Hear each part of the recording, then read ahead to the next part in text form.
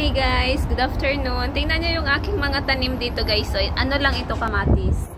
Ayan, yung mga native na kamatis, yung maliliit.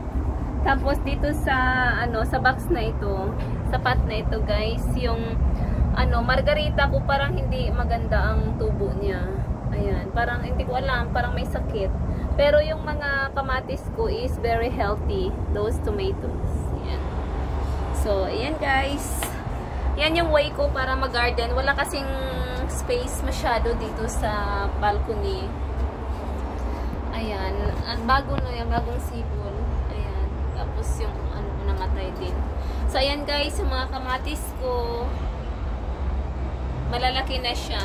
I think 1 week na siya, 1 week. Ayan. Kasi nung dumating ako galing ng China, para siyang ganito lang guys, so kaliit.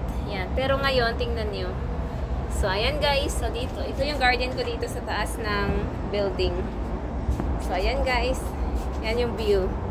And, andun yung China guys. So, sa kabila. Yun. Yung nasa malayong yun. China yun. Yung mga sisitaas ang mga building. So, itong part na ito guys is still Hong Kong.